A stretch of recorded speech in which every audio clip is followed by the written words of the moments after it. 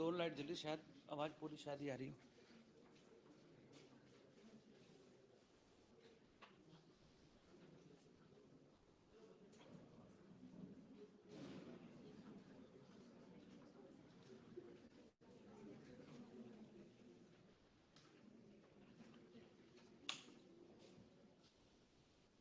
ये रख दो फिलहाल तो।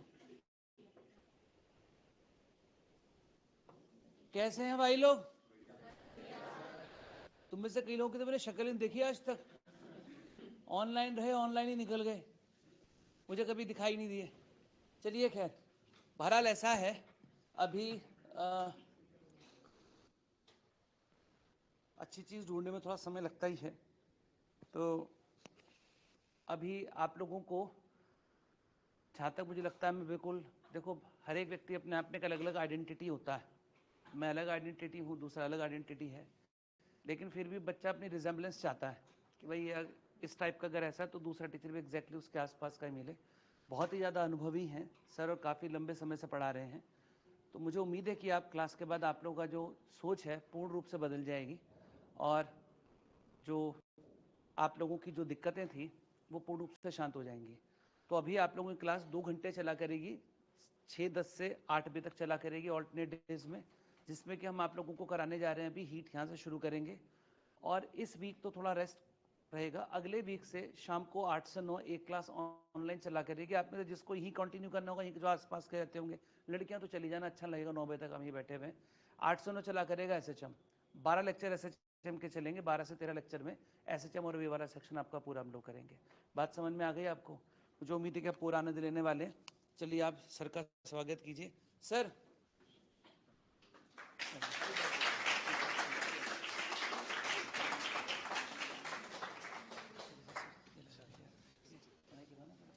नहीं, माइक की जरूरत। चलिए, गुड इवनिंग, क्या हाल चाल है? मैं इतनी सुस्त गुड इवनिंग सुनने नहीं आया था यार, इतनी दूर से। हैं? Good evening. चलिए स्टार्ट करें टॉपिक में ना। इंट्रोडक्शन वगैरह तो बाद में होता रहेगा। आपका जो है ये 8th चैप्टर है ना, हीट वाला। तो इस चैप्टर का नाम तो पता है?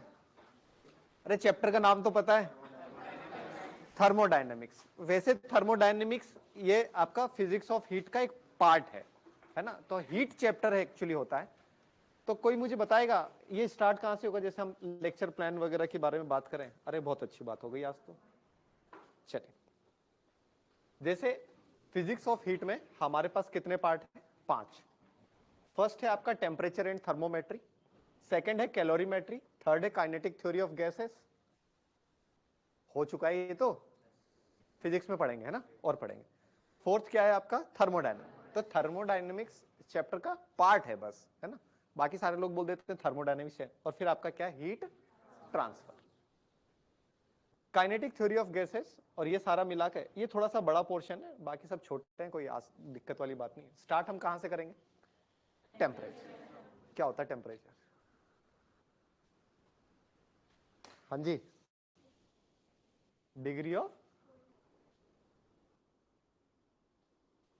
मान लो जून का महीना है, जून में समझ में आ रहा है क्या होता है? और 1-2 बजे का टाइम हो रहा है दोपहर का। आप पार्क में गए, 2 बेंच लगी हुई है, एक लकड़ी की और एक लोहे की। आनंद ज्यादा किस पे आएगा? लकड़ी वाली पे, लोहे वाले।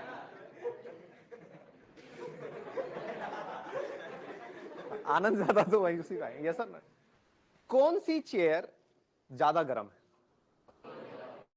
दोनों ही सेम गर्म है, दोनों का टेम्परेचर सेम है, दोनों का टेम्परेचर। लेकिन आपकी डेफिनेशन के हिसाब से गर्म कौन सी हो गई, या टेम्परेचर ज्यादा किसका है? का मतलब डेफिनेशन गलत है, या फिर टेम्परेचर दोनों का सेम नहीं है?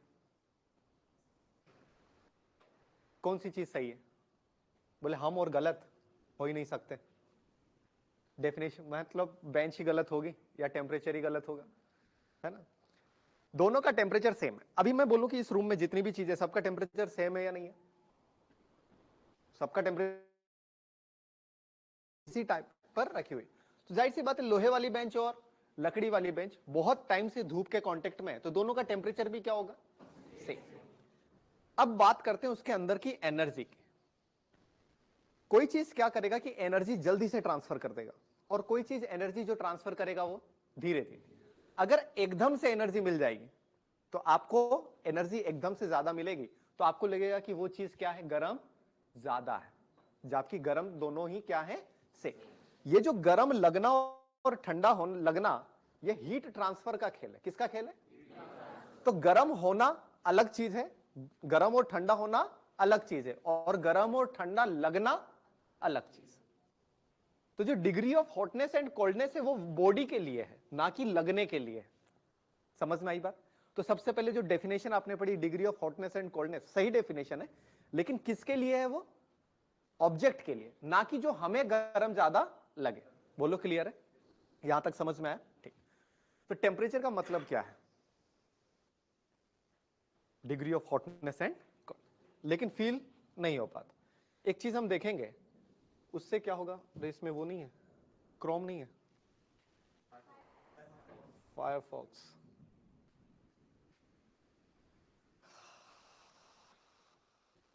एक आ रहा है, दूसरा चला जा रहा है। हाँ जी, कीबोर्ड कनेक्ट नहीं है इससे, इससे लिखा जाए।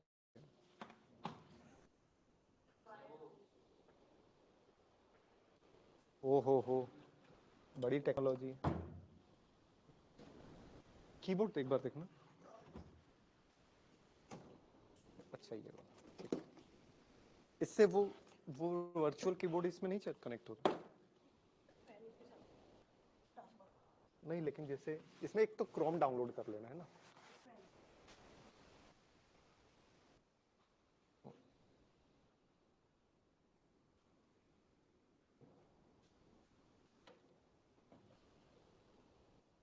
ठीक, छोड़।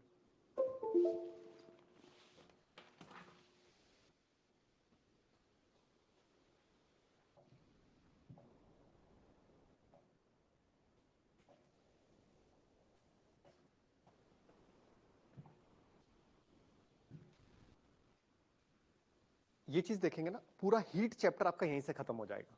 ठीक है ना? तो ध्यान से समझना जरा।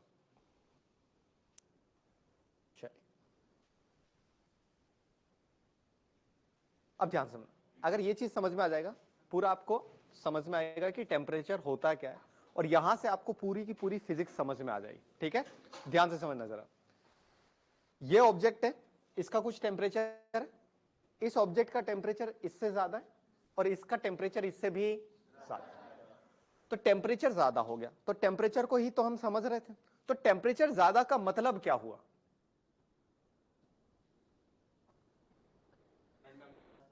वाइब्रेशन। अरे, वाइब्रेशन ज्यादा, वाइब्रेशन ज्यादा तो टेम्परेचर, वाइब्रेशन कम तो टेम्परेचर।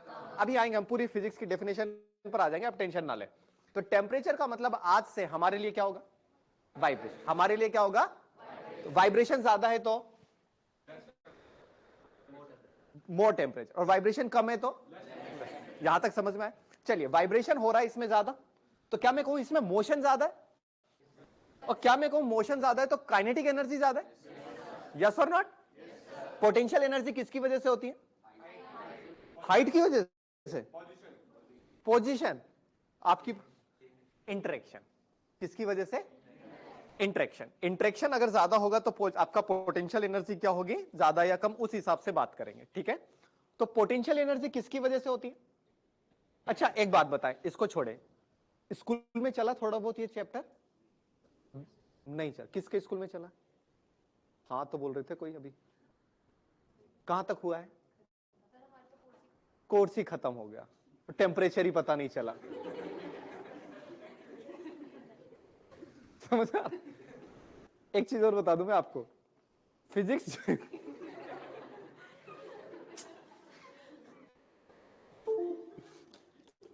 फिजिक्स पूरा का पूरा कॉमन सेंस है। क्या है? कॉमन सेंस अगर डेवलप हो गया तो फिजिक्स आपको बहुत ही आसान लगेगी। अगर कॉमन सेंस नहीं है तो आप फॉर्मूले रटते रह जाओगे। फॉर्मूला रटा होगा, सेंसिबल हीट। अच्छा, आप जाते भी तो भी सेंसिबल हीट पहली बार ही नाम सुनते। है ना। सारे ज्यादातर क्या लोग स्पेसिफिक हीट और लेटेंट हीट पर खेल रहे होते हैं, जबकि नाम उसका असली सही हम एकदम चीजें पढ़ेंगे, टेंशन ना लें।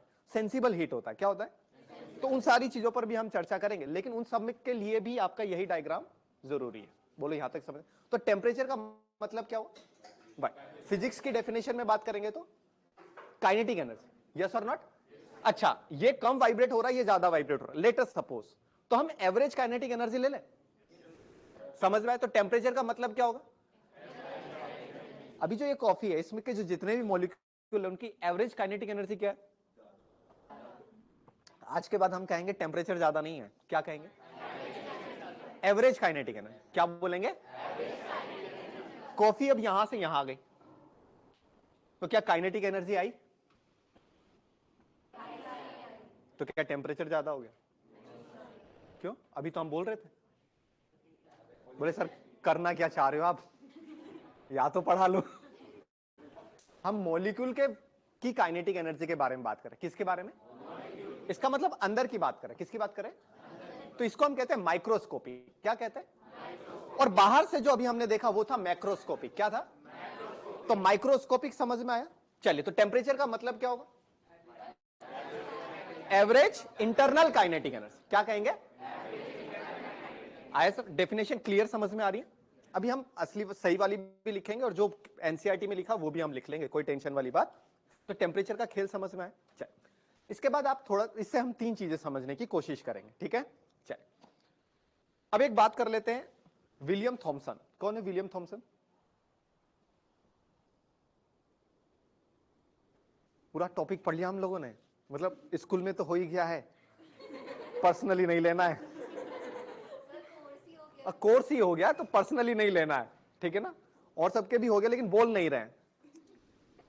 विलियम थॉमसन ही नहीं पढ़ा, पता कौन है, लॉर्ड केल्विन, ठीक है ना, क्या नाम है, जो आपने केल्विन पढ़ते हो उसका सही नाम क्या है, विलियम थॉमसन, क्या नाम है। उस इंसान ने एक चीज सोची कि सारे लोग तो चीज गर्म करने पर ही लगे थे, उसने कहा कि हम चीज को क्या करेंगे, आई बात समझ, ठीक, तो ठंडा कैसे करेंगे, बताएं सर, जस्ट अ मिनट, इसका कहां गया वो,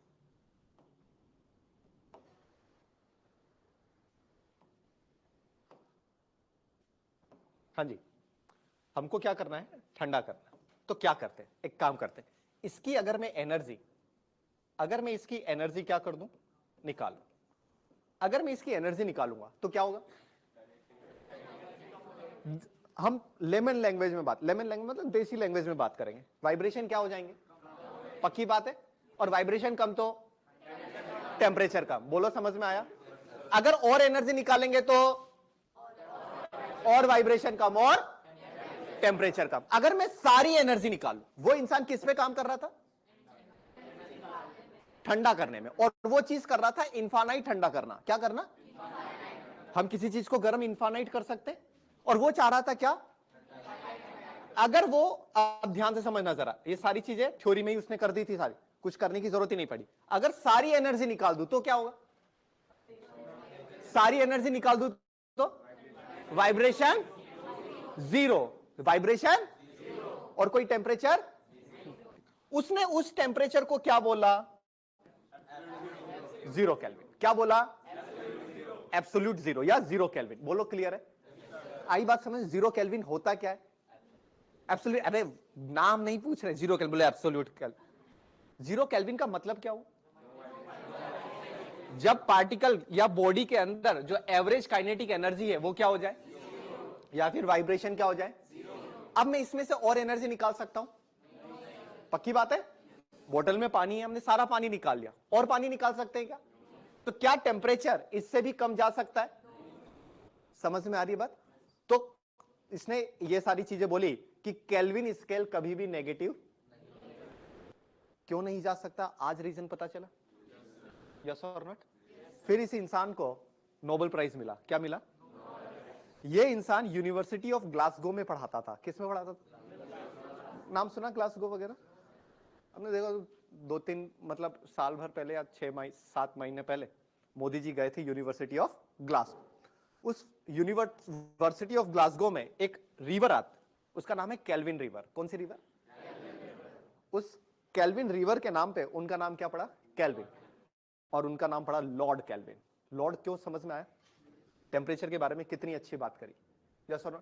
इससे पहले एक साइंटिस्ट थे फ़ारेनहाइट। हाँ, इससे पहले साइंटिस्ट आ गए। सबसे पहले सेल्सियस, फिर फ़ारेनहाइट और फिर केल्विन। फ़ारेनहाइट ने क्या बोला था? देखो, स्केल बनानी। क्या बनानी है? स्केल मतलब स्ट्रेट लाइन। स्ट्रेट लाइन मतलब कम से कम 2 पॉइंट होने चाहिए। अब 2 पॉइंट कौन सा ले? रेफरेंस पॉइंट लेना होगा। तो फ़ारेनहाइट ने बोला जो ह्यूमन बॉडी है उसका टेम्परेचर उन्होंने कितना लिया? 100 डिग्री फ़ारेनहाइट। कितना लिया? उस टाइम पर लेबोरेटरी में जो सबसे कम टेम्परेचर मेजर किया गया उसको उन्होंने बोला 0 डिग्री फ़ारेनहाइट। क्या बोला? 0 डिग्री फ़ारेनहाइट। आगे बात समझ में? 0 डिग्री फ़ारेनहाइट उन्होंने क्या लिया था?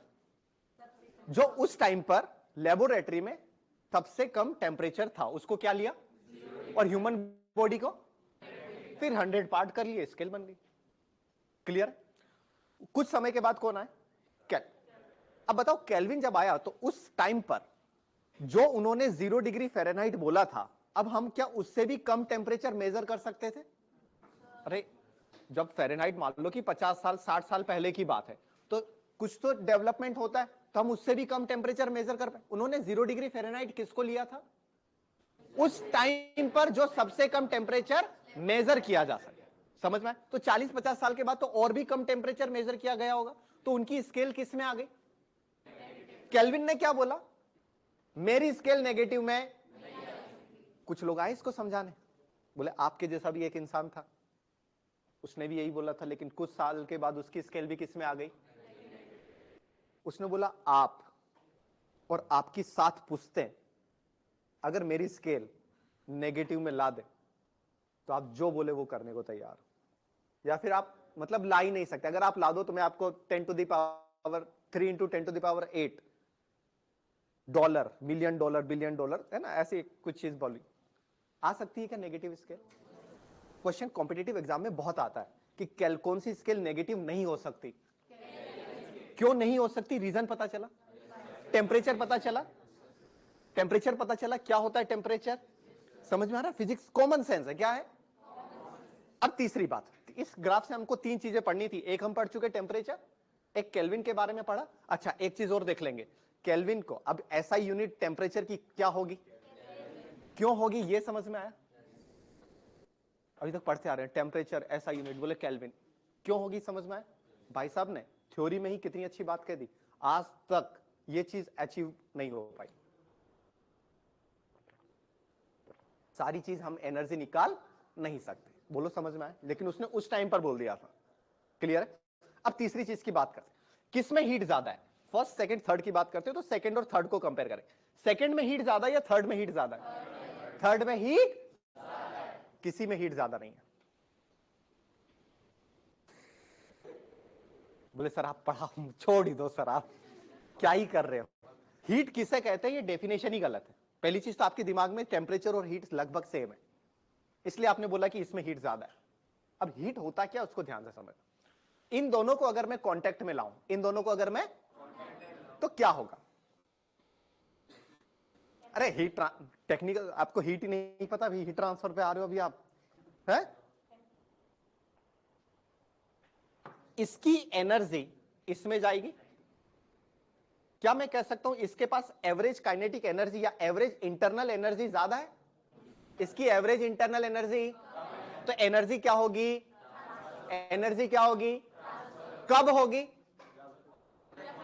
जब कांटेक्ट में आएंगे और जब टेम्परेचर डिफरेंस हो। जब टेम्परेचर, तो एनर्जी फ्लो हो रही है किसकी वजह से? टेम्परेचर के। जब ये एनर्जी फ्लो हो रही है, जब ये एनर्जी, तो जिस टाइम पर ये फ्लो होती है उस टाइम पर हम इसको क्या कहते हैं? तो हीट किसे कहते हैं? जब एनर्जी, अरे लैंग्वेज छोड़ो आप, जब एनर्जी फ्लो हो रही हो, जब एनर्जी, तब उस एनर्जी को हम क्या कहेंगे? अब बताओ किस में हीट ज्यादा है? फिर वही बात यार, हीट कब कहेंगे? जब एनर्जी फ्लो हो रही हो। जब एनर्जी, क्या इसमें एनर्जी फ्लो हो रही है? क्या इसमें एनर्जी फ्लो हो रही है? क्या हीट को स्टोर कर सकते हैं? क्योंकि हीट डिफाइन ही कैसे हुई है? Flow of. तो वहां पर एक अच्छा वर्ड लिखा होता है कि हीट क्या होता है? Energy in transit. Energy in transit का मतलब ट्रांसफर हो रही है, मतलब फ्लो के टाइम की बात है। बोलो समझ में आया? तो जब एनर्जी फ्लो होती है ड्यू टू टेम्परेचर डिफरेंस, उस एनर्जी को हम क्या कहते हैं? नहीं आया, नहीं आया। तीसरी बात समझ में आ गई? तो हीट वाला चीज समझ में आया, टेम्परेचर और हीट में अंतर समझ में आया। चैप्टर ही कंप्लीट, सिलेबस ही कंप्लीट हो जा रहा है, टेम्परेचर और हीट में अंतर ही नहीं पता चल रहा है क्या हो रहा है, टेम्परेचर ट्रांसफर हो रहा है कि हीट ट्रांसफर हो रही? बोलो क्लियर है? लिखवाऊंगा मैं, आप टेंशन बिल्कुल मत लो। बोले लिखवा क्यों नहीं रहा है ये मास्टर? पहले बेसिक अंडरस्टैंडिंग कर लेते हैं, ठीक है? चल, एवरेज काइनेटिक एनर्जी कम हो रही थी, इस वजह से बढ़ा। अब ध्यान से समझना जरा, तीसरी चीज हो गई। अब एक चौथी चीज और पढ़ लेते हैं यहां से, ताकि अगर अगली क्लास में या 2 क्लास के बाद जब आपको वो कॉन्सेप्ट समझ आएगा तो हम उसको डायरेक्ट रिलेट कर लेंगे, हमको बार बार ये चीज खोलने की जरूरत नहीं पड़ेगी। क्लियर है? अब ध्यान सुन, इसको हमने, अच्छा इसको मैं हीट दे सकता हूं, लेकिन ये वो हीट को स्टोर, ये चीज समझ आ गई समझ में? चलिए, इसको हीट देंगे क्या होगा? बढ़ेगा या वाइब्रेशन बढ़ेगा? हम वाइब्रेशन की बात करते हैं तो ज्यादा समझ में आएगा। और हीट दिया तो, और हीट दूंगा तो, और हीट दूंगा तो, अच्छा एक लिमिट तो होगी ना, उससे ज्यादा वाइब्रेशन नहीं हो सकते। आ रही बात समझ? मान लो कि हम उस लिमिट तक पहुंच गए कि अब वाइब्रेशन ज्यादा बढ़, लेकिन मैं फिर भी हीट दे रहा हूं। अब वो मॉलिक्यूल उस हीट को लेके क्या करेगा? लेगा तो सही, अब उस हीट का करेगा क्या? जेब में रख लेगा? तो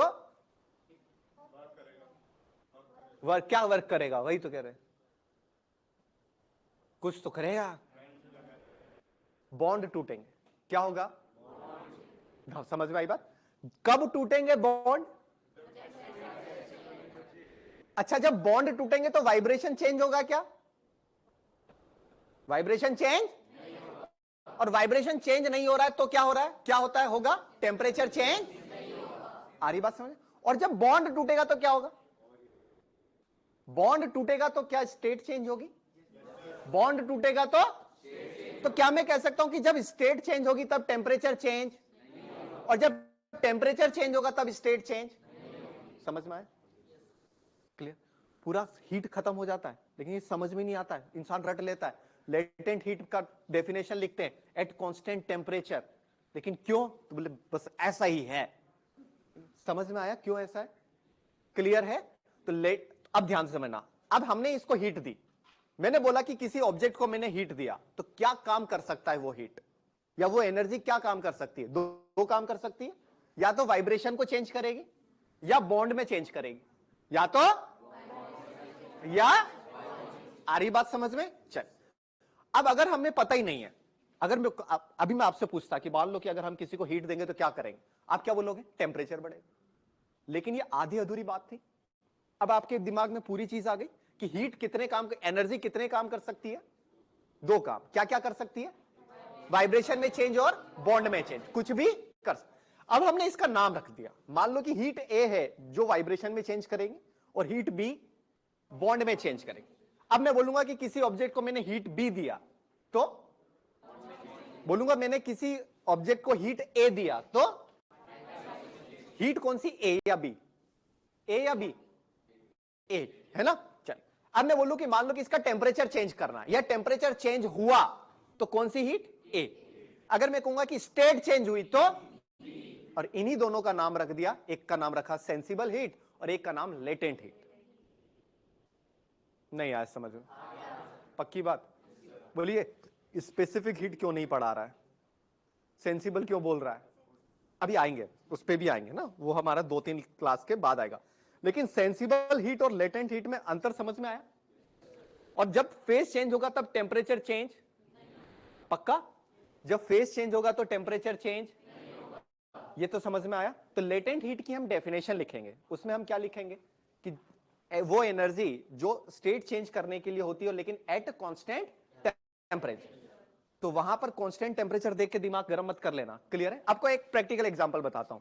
एक ग्लास है उसमें बर्फ रखी है, क्या रखी है, उसमें थर्मामीटर डाल दिया, रीडिंग क्या आएगी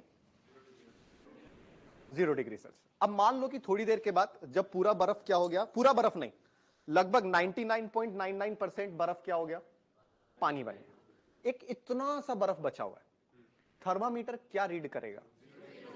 अब समझ में आया, जब बर्फ पानी बना लेकिन फिर भी टेम्परेचर चेंज, तो जब भी फेज चेंज होगा तो टेम्परेचर चेंज, आ गई बात समझ में, पक्की बात। तो ये बताओ कि 0 डिग्री सेल्सियस पे पानी होता है या बर्फ होता है,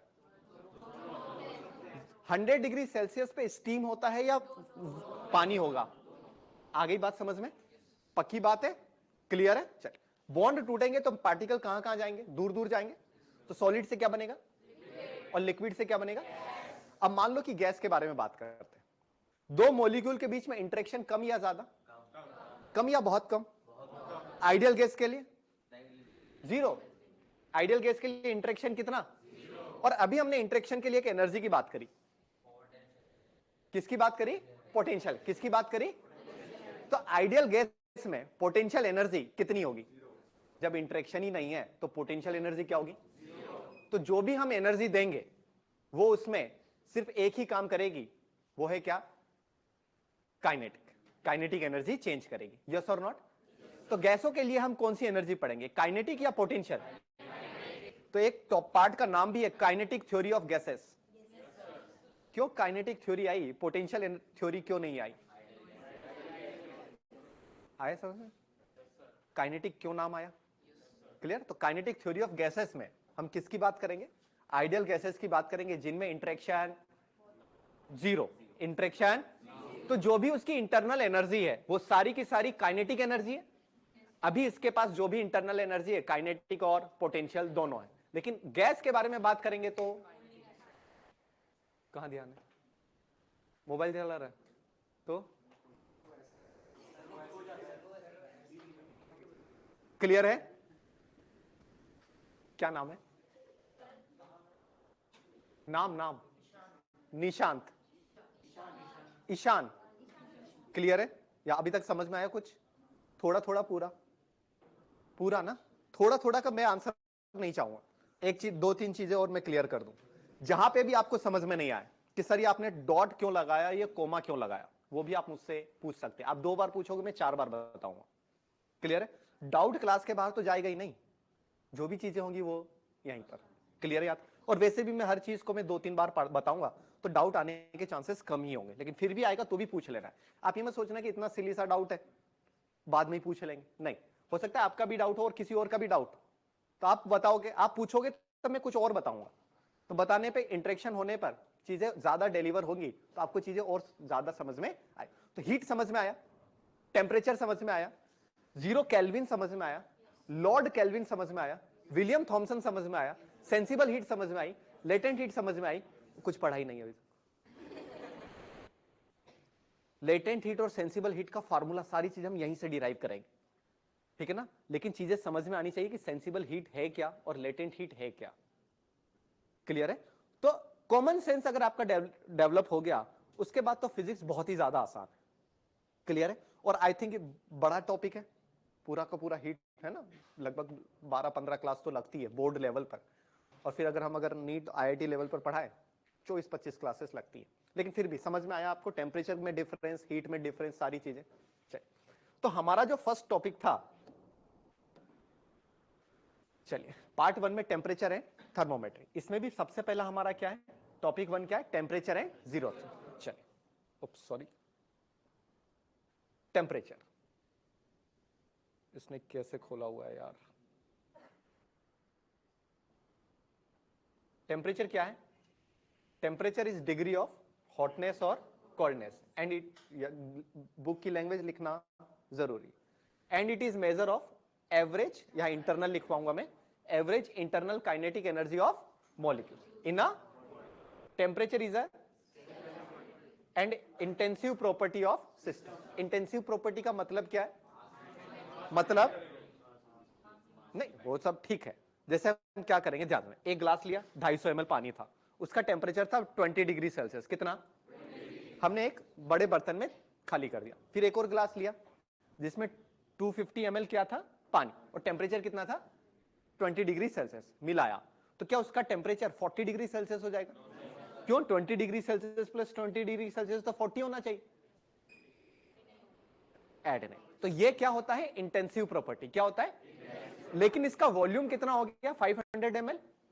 तो वॉल्यूम क्या है? एक्सटेंसिव। और टेम्परेचर क्या है? तो टेम्परेचर इंटेंसिव प्रॉपर्टी। समझ में आया? ठीक है। नेक्स्ट चीज क्या है? एसआई यूनिट क्या होगी? नेक्स्ट चीज इसकी जो डायमेंशन होगी, डायमेंशन क्या होगी? हाँ जी, थीटा या के। लेकिन के किसके नाम पे होगा? समझ में आ रहा है? बहुत अच्छी बात है। It's among fundamental physical, 7 fundamental quantity है, हम उस पर नहीं जा रहे, लेकिन एक फंडामेंटल क्वांटिटी आपकी क्या है? टेम्परेचर। बोलो क्लियर है? अब लिखेंगे, लिखेंगे टॉपिक 1। टॉपिक 1, हाँ जी, जूम नहीं, मैं बोलूंगा ना, आप क्यों बोल टेंशन ले रहे हो? टॉपिक 1 से पहले पार्ट 1 डालते हैं। Part 1 temperature and thermometry. Part 1 temperature and thermometry. इसमें टॉपिक 1 लिखेंगे। इसमें topic 1 temperature and zeroth law. Topic 1 temperature and zeroth. Part कौन सा है? 1। टॉपिक कौन सा है? 1। इसमें कौन सा है? Temperature and zeroth law. तो 1.1 लिखेंगे टेम्परेचर, 1.1 लिखेंगे टेम्परेचर। लिखेंगे temperature is a degree of, temperature is a degree of hotness और coldness. Temperature is a degree of hotness और coldness, and it is measure of, and it is measure of average internal kinetic energy, average internal kinetic energy of molecules in a body, next line में लिखेंगे temperature is a scalar quantity, temperature is a scalar quantity. सब लोग साथ में है ना? Temperature is a scalar quantity and intensive property of system, and intensive property of system. Next line SI unit kelvin, SI unit kelvin. Dimension, dimension theta oblique K. Next line it is among fundamental physical quantities, it is among fundamental physical quantities, it is among fundamental physical quantity. Temperature के बारे में समझ में आ गया? अब heat वगैरह जब आएगा ना तब हम पढ़ेंगे, कोई टेंशन नहीं है ना, उसके आगे भी पार्ट वगैरह है, लेकिन सारी चीजें हमने एक साथ समझ ली तो कोई दिक्कत नहीं। चलिए यहां तक समझ। अब बात करते हैं जीरोथ लॉ की। किसके बारे में बात करेंगे? क्या होता है जीरोथ लॉ? हाँ जी, मान लो कि ये कोई बॉडी है ए, कौन सी बॉडी है? या बी मान ले। अब एक बॉडी, इसका टेम्परेचर कुछ तो होगा, इसका टेम्परेचर कुछ और होगा। अब हमने एक बॉडी ली जिसका नाम है ए, जिसका नाम क्या है? ए। इसको हमने इसके कांटेक्ट में रखा। इसका पहले कुछ और टेम्परेचर था। अच्छा, सबसे पहले तो जीरोथ नाम ही क्यों आया? फर्स्ट क्यों नहीं रखा? फर्स्ट लॉ दुनिया में पहले ही आ गया था, और जीरोथ लॉ जो था एक बहुत फंडामेंटल चीज बच गई थी, तो उसको पहले रखना जरूरी है। तो फर्स्ट से पहले क्या रखेंगे? तो फिर हमने जीरोथ लॉ बनाया। समझ में आया? ठीक। तो ये क्या थी? एक बॉडी थी बी जिसका टेम्परेचर क्या था? टी। इसका कोई टेम्परेचर रहा। अब थोड़ी देर के बाद क्या होगा? थोड़ी देर के बाद क्या होगा? ए का टेम्परेचर बी के बराबर आ जाएगा, यस और नॉट? फिर हमने क्या किया? एक और बॉडी ली, let us suppose C. Let us suppose C A K contact में है क्या? नहीं।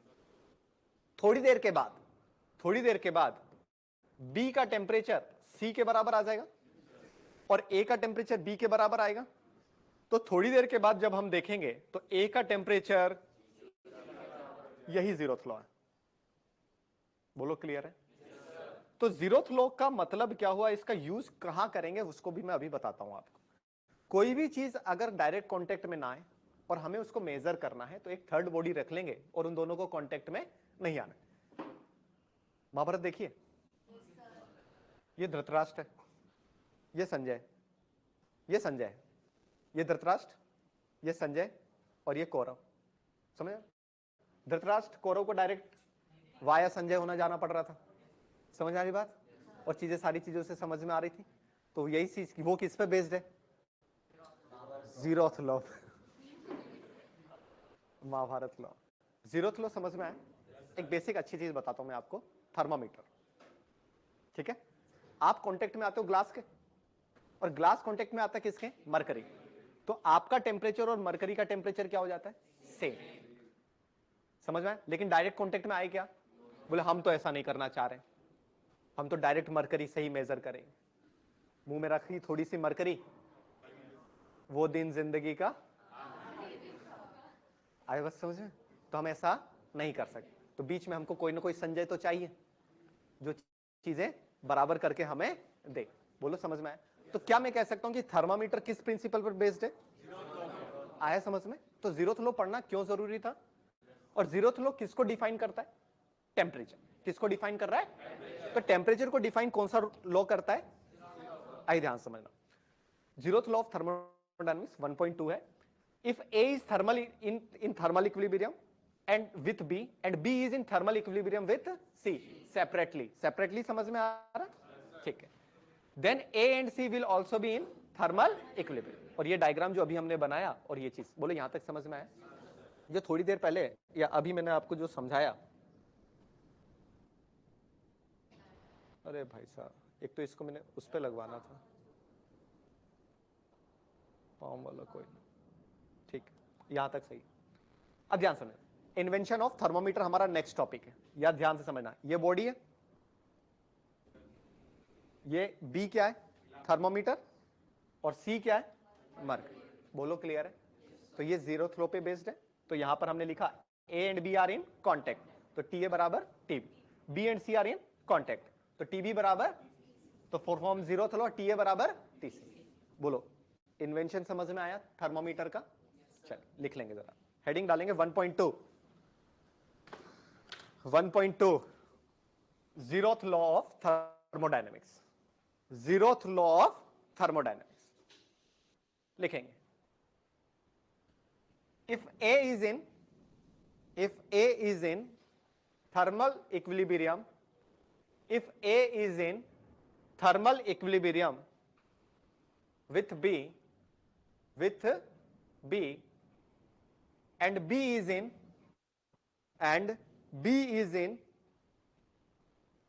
thermal equilibrium with C and B is in thermal equilibrium with C separately, then A and C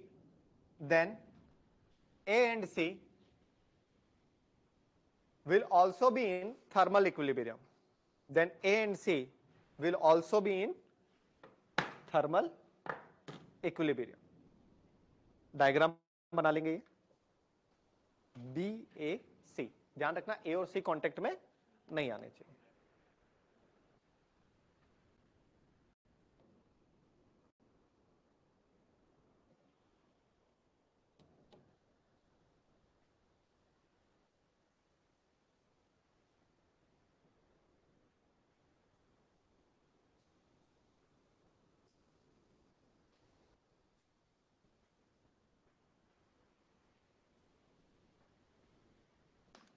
लिख लिया? 1.2 कंप्लीट हो गया। चल टॉपिक 2, अभी तक हमारा टॉपिक 1 में दो चीजें पढ़ी, टेम्परेचर एंड जीरोथ लॉ। अब टॉपिक 2 डालेंगे, थर्मोमीटर एंड इट्स टाइप।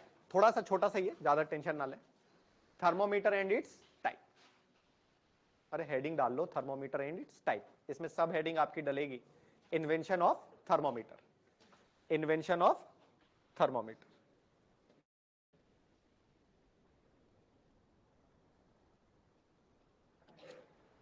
फिर आप ये डायग्राम बना लेंगे थर्मोमीटर वाला, थर्मोमीटर वाला डायग्राम बना लेंगे।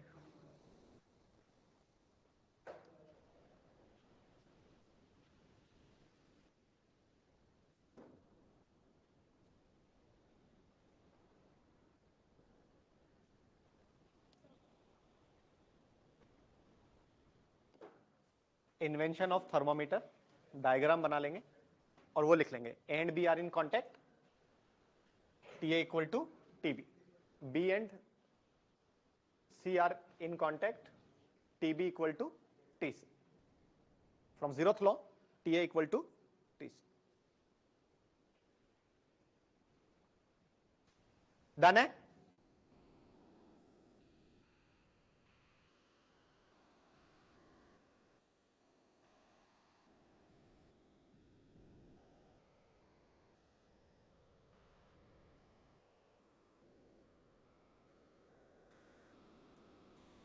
ठीक है, चल अब हेडिंग डालेंगे थर्मोमेट्रिक प्रिंसिपल, समझाता हूं मैं, thermometric principles and types of thermometer.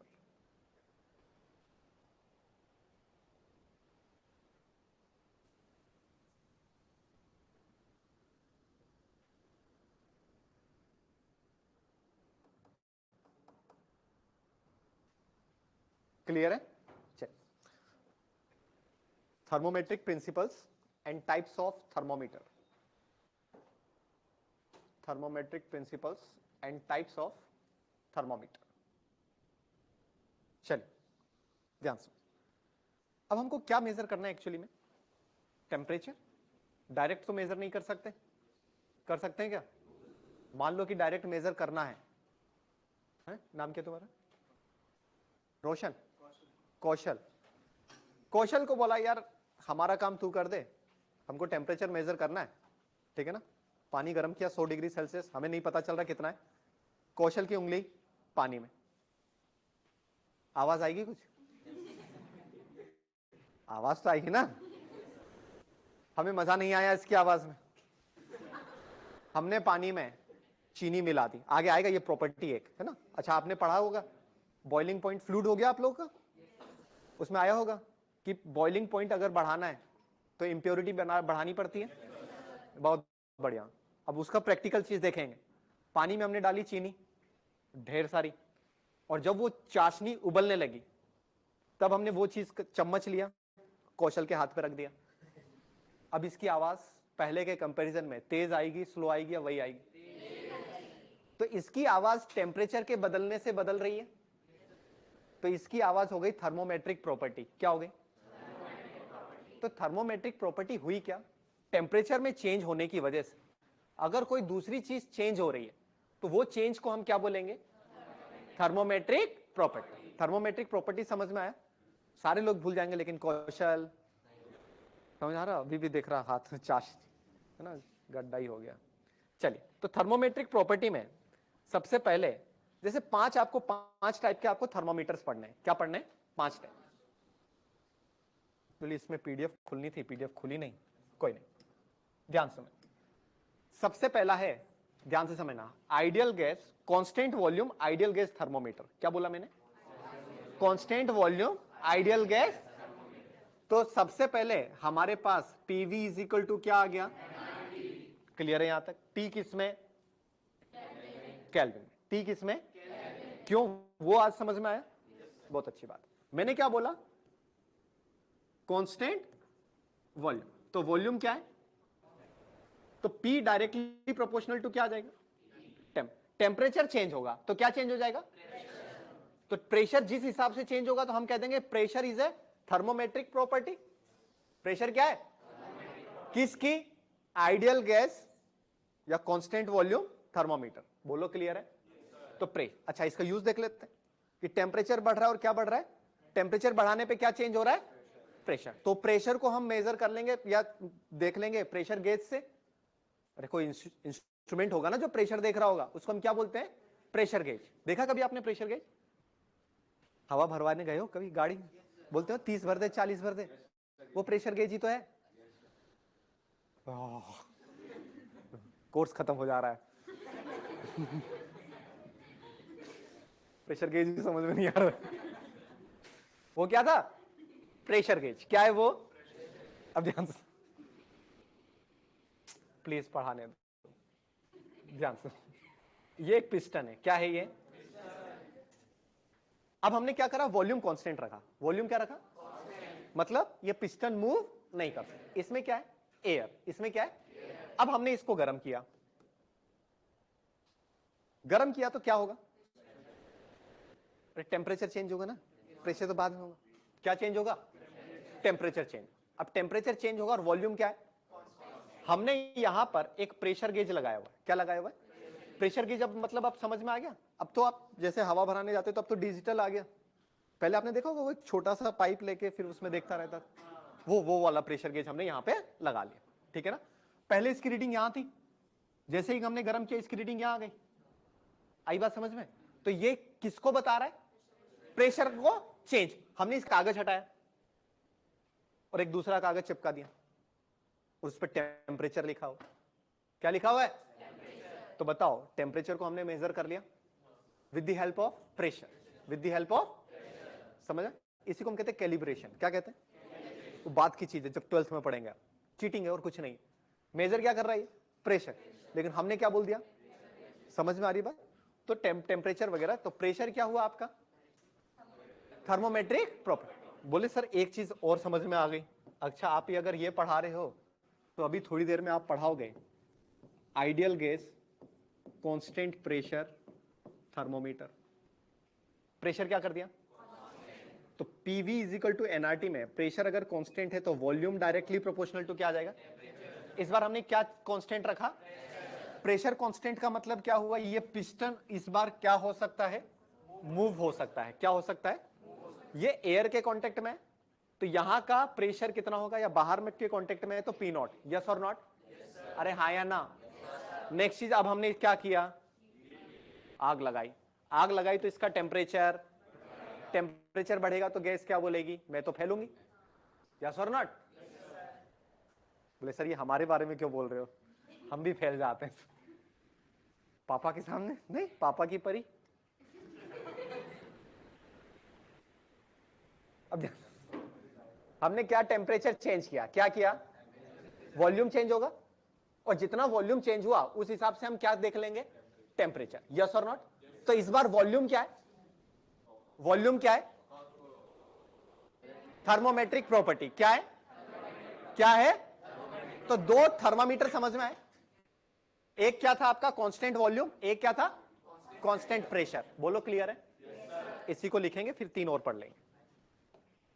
लिखेंगे। हे प्रभु, लिखेंगे thermometric principle and types of thermometer. लिखा आपने? इसी के नीचे लिखेंगे पहले temperature can be measured by, temperature can be measured by measurement of temperature can be measured by measurement of any property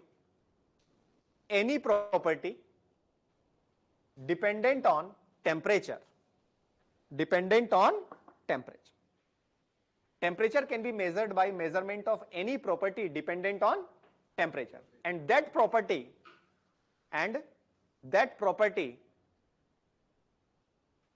is called thermometric property, and that property is called thermometric property. Next line. On the basis of different thermometric properties, on the basis of different thermometric properties, thermometers can be of different types.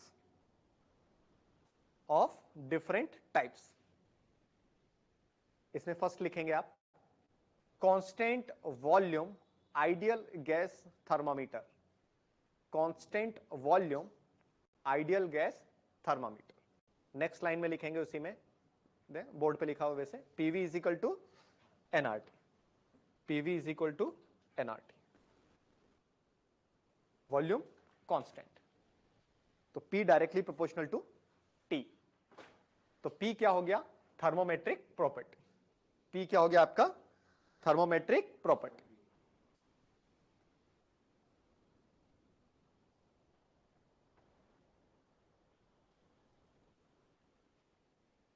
ठीक है। Second type का thermometer लिखेंगे,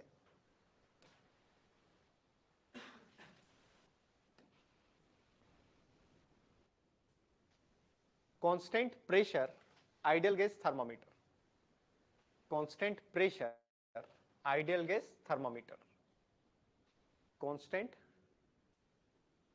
pressure ideal gas thermometer. PV is equal to NRT, pressure constant, V directly proportional to T। तो V क्या हो गया? Thermometric property. बोलो, दो थर्मोमीटर समझ में आए?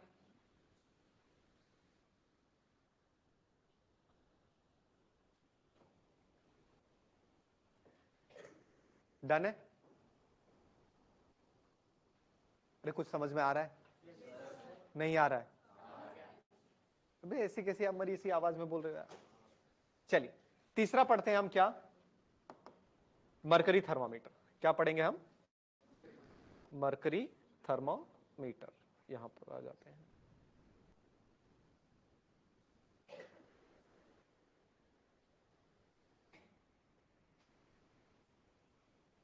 चलिए ध्यान से समझ। तीसरा हमारा क्या है? Mercury thermometer. अच्छा, टेम्परेचर देंगे तो मरकरी का वॉल्यूम क्या होगा? यस और नॉट? लेकिन हमने अब थर्मामीटर लिया है, क्या लिया है? अब थर्मामीटर में उसका एरिया फिक्स कर दिया। थर्मामीटर में एरिया क्या कर दिया? तो वॉल्यूम इज इक्वल टू क्या होता है? Area into length. Area into area क्या हुआ? फिक्स। तो अब जब हम टेम्परेचर देंगे मरकरी को तो क्या चेंज होगा? लेंथ। क्या चेंज होगा? क्या छूट गया? तो फिर इधर ध्यान दो, क्योंकि जरा सा कॉमन सेंस बिगड़ा कोर्स खत्म हो जाता है।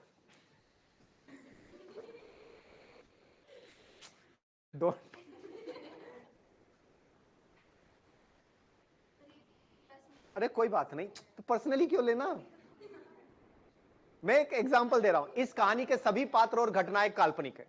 इसका किसी भी जीवित या मृत वस्तु से कोई संबंध नहीं।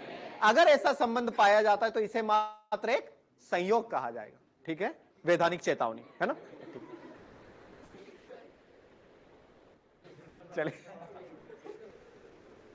होगी ना वैधानिक चेतावनी, अब कोई दिक्कत नहीं है। Volume of mercury directly proportional to temperature, area of mercury is constant, length of Hg column directly proportional to, तो length of Hg column, length या वॉल्यूम दोनों ही क्या होगा? थर्मोमेट्रिक प्रॉपर्टी, दोनों ही क्या होगा?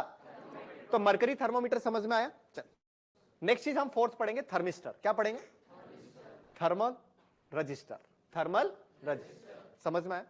अच्छा, टेम्परेचर चेंज करने पे रेजिस्टेंस चेंज होता है, ये तो 10th क्लास में पढ़ा हम लोगों ने।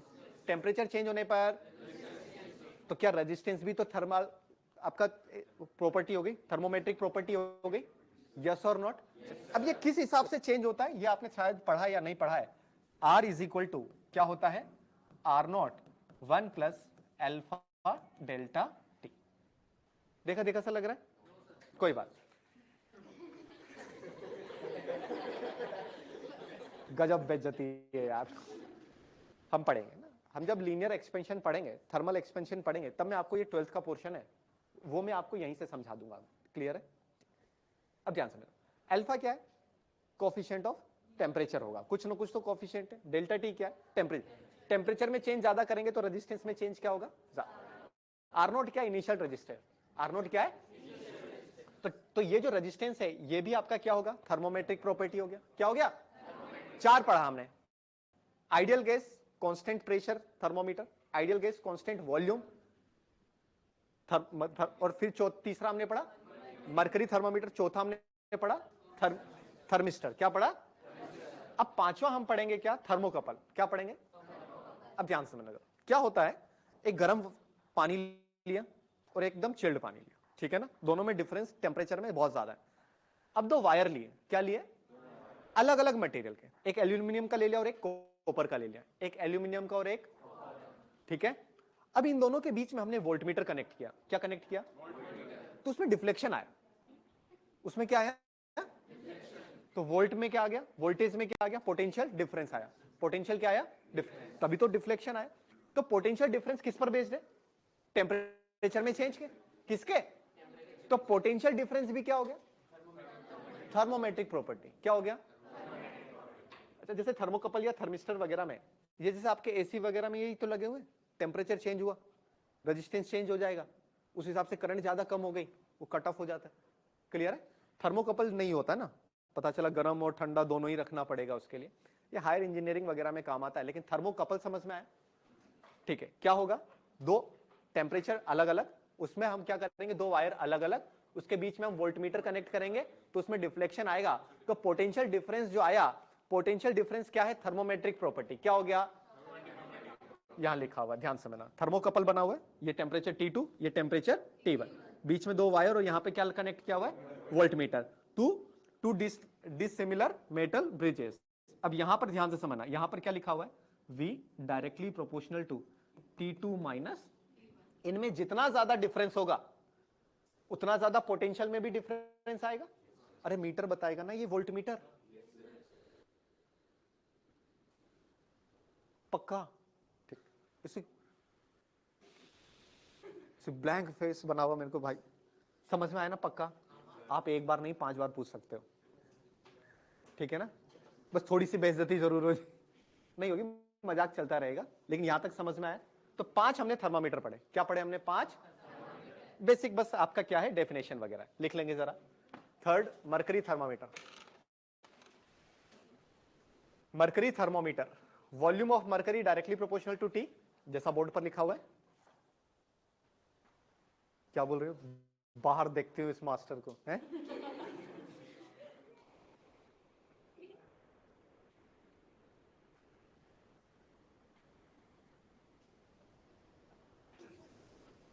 तू भी यही सोच रहा है,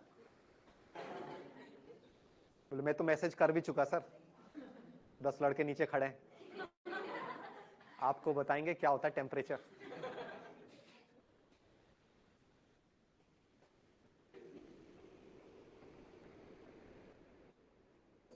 volume of mercury directly proportional to T, area of mercury is constant, length of Hg column directly proportional to T.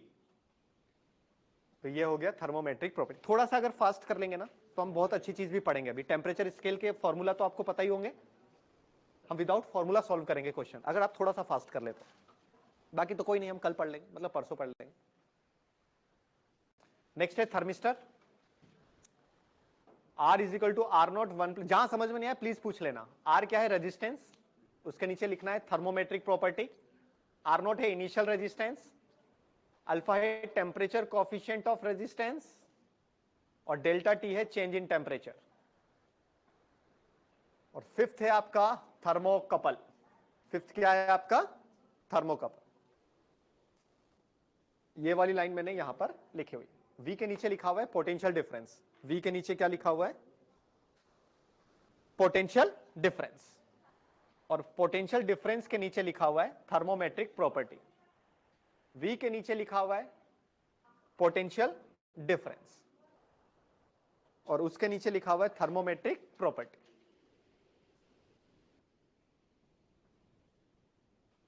हाँ जी, क्लियर है, हाँ, कौन सा सिंबल बोलना है, आर क्या है, रेजिस्टेंस, आर क्या है, रेजिस्टेंस, आर नॉट है इनिशियल रेजिस्टेंस, आर नॉट है इनिशियल रेजिस्टेंस, अल्फा है temperature coefficient of resistance, alpha है temperature coefficient of resistance, delta T है change in temperature, delta T है चेंज इन टेम्परेचर। थर्मोकपल में V directly proportional to T2 minus T1, V के नीचे लिखेंगे potential difference, V के नीचे लिखेंगे पोटेंशियल डिफरेंस, और उसके नीचे लिखेंगे हम थर्मोमेट्रिक प्रॉपर्टी। अगली क्लास में मैं इसका पीडीएफ खुलवाऊंगा ताकि जूम करने पर आपको कोई दिक्कत ना हो।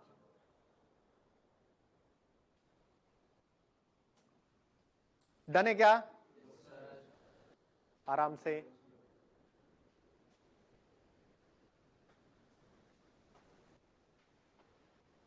डन? हाँ,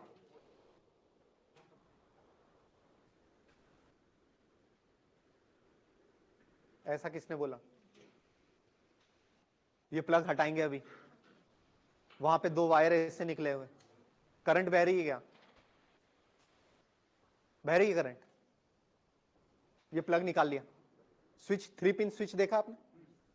अब उसमें 2 पॉइंट ऐसे ही बने हुए, दो पॉइंट, ऊपर वाला न्यूट्रल है, एक लाइव है और एक आपका अर्थ है। अब ध्यान समझना, क्या वहां पे करंट फ्लो हो रही है? कहां फ्लो हो रही है यार? इसमें करंट फ्लो हो रही है, लेकिन अरे इसमें हो रही है? नहीं हो रही, लेकिन पोटेंशियल डिफरेंस तो है। कितने का? 240। कितने का? अगर नहीं समझ में आ रहा है टच करके देख ले। पोटेंशियल डिफरेंस करंट की वजह से नहीं होता, समझ में आया? करंट पोटेंशियल डिफरेंस की वजह से बहती है। नहीं आया समझ में? आ गया? और यही 440 होता तो करंट और कुछ होती, मजा ज्यादा आता। यस सर, आए समझ में? ठीक है, वो 12th का भी पोर्शन है, अगर 12th करेंगे तो बढ़िया से समझेंगे। यहां तक समझ में आया? आगे बढ़े क्या? ठीक, अब ध्यान समझना। अब relation between temperature scales, relation between temperature scales आ गया। ये कैसे आ गया? Just a minute.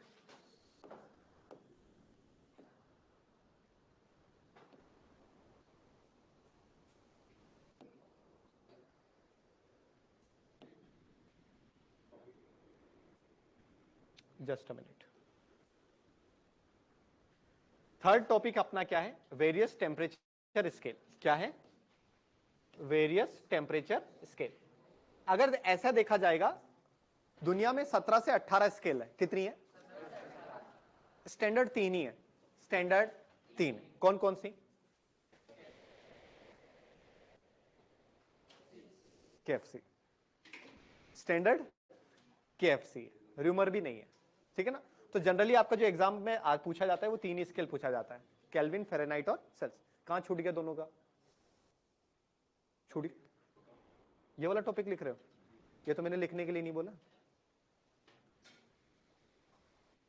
यहां पे तो मैं वो वाली एक लाइन भी नहीं यूज कर सकता, बाकी सब जगह तो बोलता हूं। जल्दी चलोगे तो, तेज चलोगे तो, धीरे चलोगे तो साथ में मिलोगे, तेज चलोगे तो सीधे हरिद्वार मिलोगे, या तो खुद ही हरिद्वार में है, वो लाइन भी यहां यूज नहीं कर सकते। अब ध्यान समझना, टेम्परेचर मेजर करने की 17 से 18 स्केल है। हम भी एक स्केल बना सकते हैं, क्लास में बनाएंगे, ठीक है? तो क्लास में बनाएंगे, उसका हम यूज करते हैं। जनरली क्या है? 4 स्केल है, सेल्सियस, फ़ारेनहाइट, केल्विन और र्यूमर, ठीक है? अब स्केल बनाना है तो 2 पॉइंट लेने पड़ेंगे, ठीक है? अब 2 पॉइंट स्टैंडर्ड हमने क्या लिया? पानी। क्या लिया? सेल्सियस भाई ने पानी से लिया था। सेल्सियस भाई ने पहले ही बोल दिया था कि 100 डिग्री सेल्सियस पे पानी जमता है और 0 डिग्री सेल्सियस पे पानी उबलता है। मैंने जो बोला वो सही बोला था, ठीक है ना? कि 0 डिग्री सेल्सियस पे पानी उबलता है और 100 डिग्री सेल्सियस पे पानी जमता है। वेट वेट वेट, बहुत खड़ूस इंसान था सेल्सियस। लोगों ने बोला यार ये थोड़ा सा उल्टा टाइप का हो रहा है, इसको थोड़ा सही सीधा कर दो, लेकिन किसी की हिम्मत नहीं हुई कि सेल्सियस को जाके बोले ये चीज। जब सेल्सियस निपट गए, फिर एक रशियन साइंटिस्ट आए, उन्होंने उसकी स्केल को उल्टा किया, मतलब सीधा किया, जो आज आप पढ़ते हैं, ठीक है ना? तो सेल्सियस भाई ने पहले ही 2 पॉइंट जो रेफरेंस लिया वो पानी लिया था। क्या लिया था? फिर फ़ारेनहाइट का लिया। अब क्या हुआ? पानी के हिसाब से देखा, उसने 0 डिग्री फ़ारेनहाइट किसको बोला था? क्या लिखा जा रहा है? ओम लिख रहे हैं सर, समझ में तो कुछ आ नहीं रहा। ओम लिख के उसी पे 2-4 बार लिखे जा रहे हैं। छोड़ सकते हैं, कोई दिक्कत नहीं है, छोड़ दे क्या? कुछ लोग तो अंदर हमले हाँ बोल नहीं पा रहे हैं, ठीक है? तो पानी को हमने रेफरेंस लिया, फिर जो कैलकुलेशन ज्यादा हो जा रही थी, कैलकुलेशन डेसिमल वगैरह में आ रहा था, इस वजह से फ़ारेनहाइट ने जो 100 डिग्री फ़ारेनहाइट था वो शिफ्ट होके कितना आ गया 98.6। जो ह्यूमन बॉडी का टेम्परेचर आप लेते हैं ना वो शिफ्ट होकर आया, कैलकुलेशन वगैरह हमने करी और शिफ्ट होकर वो इतना आया। लेकिन क्यों आया वो अब समझ में आ गया, क्यों 98 के आसपास हो रहा है। ठीक है, तो पानी में देखा गया तो सेल्सियस वगैरह, चलिए इसको अच्छे से बताता हूं, अब ध्यान से समझना।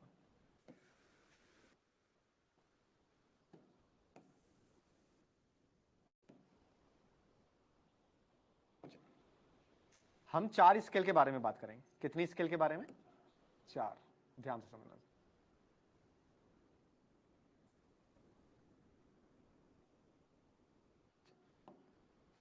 यहां पर है आइस पॉइंट। क्या है आइस पॉइंट? मतलब जहां पे आइस या आइस पानी में चेंज होगी। यहां पर हमने लिया स्टीम पॉइंट। क्या लिया? समझ में आया यहां तक? क्या मैं कह सकता हूं यहां का टेम्परेचर ज्यादा होगा और यहां का टेम्परेचर मतलब वाइब्रेशन। तो क्या मैं कहूं कि अगर इसमें वाइब्रेशन यहां पर इतना हो रहा है तो यहां पर वाइब्रेशन इतना हो रहा होगा? ये वाइब्रेशन है। अब इस वाइब्रेशन को कोई भी इंसान कितना भी बोल सकता था, यस और नॉट? सेल्सियस ने कितना बोला? 0। सेल्सियस ने कितना बोला? फ़ारेनहाइट ने कितना बोला? 32 डिग्री।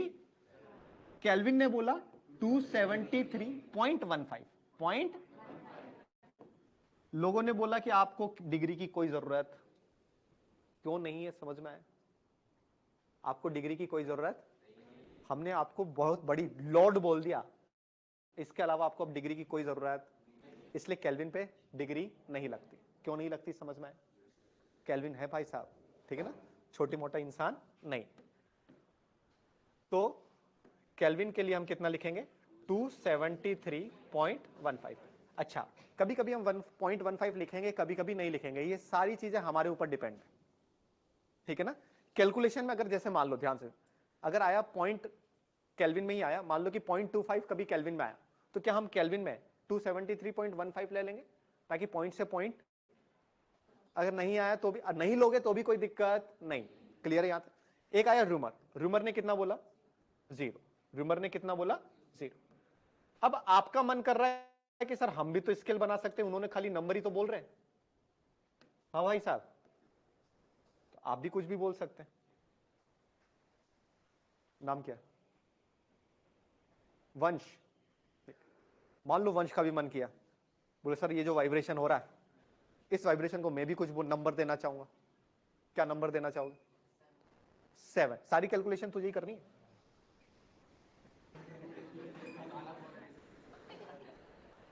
तो यहां पर हम क्या लिखेंगे? 7 डिग्री 1। क्वेश्चन नहीं है, बड़े अच्छे अच्छे कॉम्पिटिटिव एग्जाम में क्वेश्चन आएगा, या तो फॉल्टी स्केल के नाम से आएगा या कोई न्यू स्केल के नाम से आएगा। क्लियर है?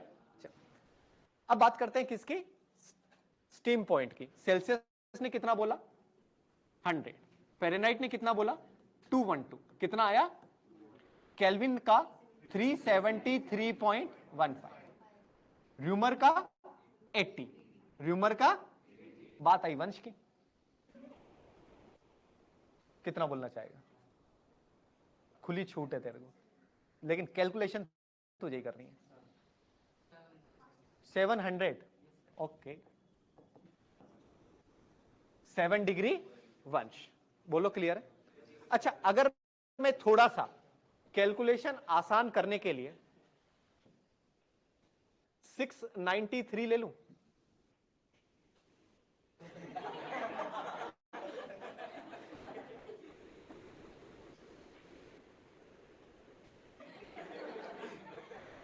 या 707 ले लेता हूं। 7 थोड़ा सा आगे पीछे लेना था क्योंकि यहां पर है। आप चाहते तो यहां माइनस भी बोल सकते थे, वो तो वंश का दिमाग थोड़ा बहुत सही है। बोले नहीं, मैं यहां माइनस भी हो सकता है, कोई दिक्कत नहीं। यहां तक समझ में आया? तो हमें क्या मिल रहा? अब देखो ध्यान से, ये तो लीनियर टेम्परेचर जो वेरी कर रहा है। अच्छा, ऐसा तो नहीं कि जैसे मान लो कि इसके कितने पार्ट हुए? 100, तो इसके कितने पार्ट हुए? फ़ारेनहाइट के 180। कितने हुए? अच्छा, कुल मिला। अब देसी लैंग्वेज में बात करेंगे कि सेल्सियस अगर चलता है सर 100, तो सर फ़ारेनहाइट कितना चलेगा? पक्की बात है? अच्छा आगे चल रहा है तो प्लस, मान लो सेल्सियस पीछे चल रहा है 100, तो फेरेनहाइट कितना पीछे चलेगा? 180। बोलो समझ में आया? अच्छा केल्विन कितना चलेगा? और र्यूमर कितना चलेगा? और वंश कितना चलेगा? आए बस समझ? सेल्सियस अगर 10 कदम चलेगा तो वंश कितना चलेगा? 70। कितना चलेगा? सेल्सियस अगर 1 चलेगा, वंश कितना चलेगा? लेकिन ध्यान रखना वो 7 कदम चल रहा है लेकिन उसके कदम छोटे हैं, ऐसा नहीं कि उससे आगे निकल जाएगा। ये देखो ध्यान से, ये लेंथ तो फिक्स है, ये 100 चल रहा है, यहां से वहां तक चलने में 100 कदम चल रहा है, ये कितने कदम चल रहा है? तो इसके कदम छोटे हैं। ये मत समझना कि वंश सेल्सियस से भी जीत जाएगा। समझ में आ रही बात? सेल्सियस अगर 1 कदम चलेगा तो वंश कितना चलेगा? अब ध्यान समझना, यहीं से क्वेश्चन हो जाएंगे आपके सारे क्वेश्चन में, यहीं से ऐसे ही करेंगे, कोई फॉर्मूला यूज नहीं करेंगे। अब ध्यान समझना, बस ये याद होना चाहिए 0 डिग्री सेल्सियस किसके बराबर है? 32 डिग्री फ़ारेनहाइट। अगर सेल्सियस 10 चलेगा, फ़ारेनहाइट कितना चलेगा? 18। कितना चलेगा? तो क्या मैं कह सकता हूं कि 10 डिग्री सेल्सियस, अरे 18 क्यों होगा यार, यहां से 18 चल रहा है ना, तो 32 प्लस 18 50। कितना होगा? नहीं आया समझ में? 10 डिग्री सेल्सियस किसके बराबर? 50 डिग्री, और केल्विन में 283.15, और र्यूमर में और वंश में ये तो 7 है, 17 आ जाएगा। यही तो क्वेश्चन, नहीं तो यही तो ये सारे आते हैं। 10 डिग्री को एक फॉल्टी स्केल बोल देगा, क्या बोल देगा? एक फॉल्टी स्केल जो है वो स्टीम पॉइंट को 707 पड़ता है और आपका आइस पॉइंट को 7 पड़ता है, तो सेल्सियस में जब रीडिंग 10 आएगी तो इस फॉल्टी स्केल में कितनी आएगी? इंसान बोले इतना खतरनाक क्वेश्चन, फॉर्मूला लगाना पड़ेगा, सारी चीजें, कोई फॉर्मूला लगाना पड़ेगा?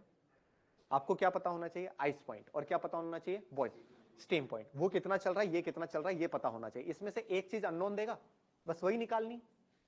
बोलो क्लियर है? अच्छा क्वेश्चन क्या आ जाएगा कि सेल्सियस में चेंज अगर 50 का है तो वंश में चेंज कितने का आएगा? चेंज पूछा है।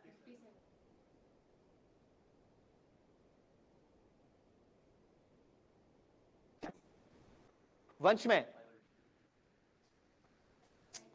सेंटीग्रेड, अगर सेल्सियस अगर 100 चल रहा है, 100 का चेंज हो रहा है, तो वंश में कितने का चेंज हो रहा है? 700 का। हाँ या ना? तो सेल्सियस में 10 का चेंज होगा तो वंश में कितने का चेंज होगा? 70। कितने का होगा? बोलो क्लियर है? यही तो क्वेश्चन आ सकता है। बोले सेल्सियस में अगर चेंज 15 डिग्री सेल्सियस का है तो वंश में कितना आएगा? 700। बोले ये तो एडवांस लेवल का क्वेश्चन हो गया, हमें तो 10-20 पे खिलाओ ना सर। एक बार दोबारा जनता की डिमांड पर एक बार बोलूंगा, सेल्सियस में चेंज अगर 15 का होता है तो वंश में चेंज कितने का होगा? बोले ये कैसे कर ले रहा है इतना तेज? सेल्सियस में अरे इसके लिए कॉपी की जरूरत नहीं है, डिवाइड की जरूरत क्या है? मैं कराऊंगा ना। आप अगर हमारी अगली क्लास भी अगर पूरी इसी पे जाएगी तो भी कोई इश्यू वाली बात, हम एक टॉपिक ही पढ़ेंगे भले क्लास में, लेकिन वो पूरा अच्छे से फिनिश करके पढ़ेंगे। बोलो क्लियर है? चलिए, सेल्सियस 100 चल रहा है तो वंश कितना चल रहा है? सेल्सियस अगर 100 चल रहा है, चेंज इन सेल्सियस बोल रहा हूं, यहां चेंज इन वंश बोल रहा हूं, तो यहां पर इसमें चेंज कितने का आया? अगर इसमें 10 का है तो इसमें चेंज कितने का आएगा? इसमें 5 का चेंज आएगा तो इसमें कितने का आएगा? तो इसमें अगर 15 का होगा तो 105 का। नहीं आया समझ में? 40 डिग्री सेल्सियस कितने फ़ारेनहाइट के बराबर होगा? क्वेश्चन है 40 डिग्री सेल्सियस कितने डिग्री फ़ारेनहाइट के बराबर? ध्यान समझना, फॉर्मूला कुछ नहीं लगाएंगे, नहीं हम कैलकुलेशन करेंगे। पहले तो ये दोनों बराबर है। अच्छा सेल्सियस 10 चल रहा है तो फ़ारेनहाइट कितना चलेगा? फ़ारेनहाइट समझ में आया? सेल्सियस अगर 100 चल रहा है तो फ़ारेनहाइट, कोई बात नहीं, एक नया मेथड है, डेवलप होने में थोड़ा सा टाइम लगेगा, लेकिन जब डेवलप हो जाएगा ना, आप फॉर्मूला यूज नहीं करो, ठीक है? ध्यान समझ, सेल्सियस में कितने का चेंज? 100 का, तो फ़ारेनहाइट में कितने का चेंज? तो सेल्सियस में 10 का चेंज, तो फ़ारेनहाइट में, तो सेल्सियस में चेंज कितना हो रहा है? 40, 10 इंटू 4, 10 और 18 याद कर लेंगे, 10 और, तो ये अगर 10 इंटू 4 जा रहा है तो ये 18 इंटू 4 आगे जाएगा, तो 18 इंटू 4 कितना होगा? 72 आगे जाएगा और 32 पे पहले से था तो कितना आ जाएगा? 104। 100 अगर ये 50 बोल, अब क्वेश्चन यही तो आता है आपसे कि 50 डिग्री सेल्सियस कितने डिग्री फ़ारेनहाइट? ले इंसान फॉर्मूला F माइनस 32 अपॉन 180। बोले ये कौन सा फॉर्मूला बोल दिया सर ने? आइए जरा, मैंने क्या क्वेश्चन बोला, देखिए ध्यान, क्वेश्चन सॉल्व करेंगे, ओरली क्वेश्चन सॉल्व करेंगे, सीखेंगे, थोड़ा सा मेथड नया है, टाइम लगेगा।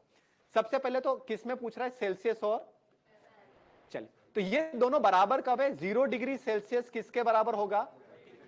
इधर ध्यान समझेंगे, 32 डिग्री फ़ारेनहाइट। क्लियर है? चलिए अब ये कहां तक जा रहा है? 50 डिग्री। तो ये जो है, क्या मैं कह सकता हूं 10 इंटू 5 टाइम चला है? तो ये अगर 10 चलता है तो ये 18 चलता है, तो 18 इंटू 5 तो कितना चलेगा? ये 90 आगे चलेगा, प्लस का क्या होगा? 90 प्लस 32 122। नहीं आया समझ में? नहीं आया? पक्की बात है ना? अब क्वेश्चन हम खुद से बना सकते हैं ना।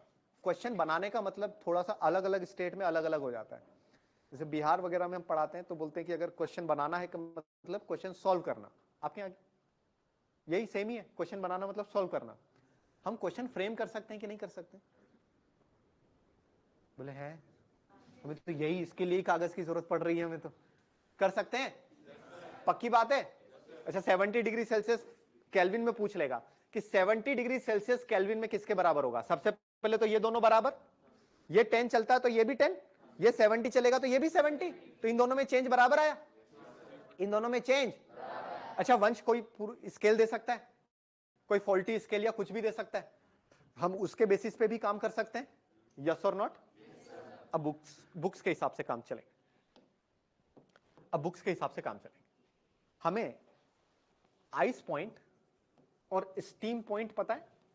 चलिए, degree Celsius, degree Fahrenheit, kelvin और डिग्री रिमर एक बार फिर से करते हैं। आइस पॉइंट सेल्सियस के लिए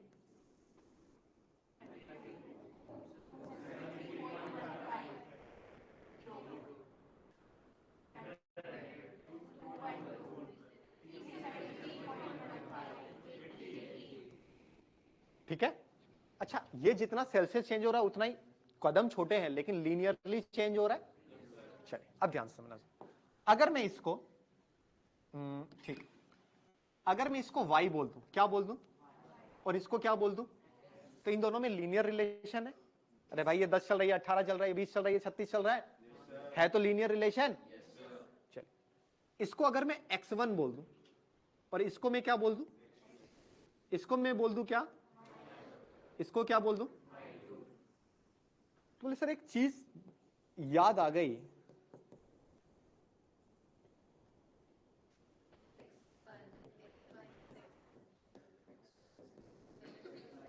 बचपन में पढ़ी होगी, अरे अभी मतलब 6-7 महीने पहले,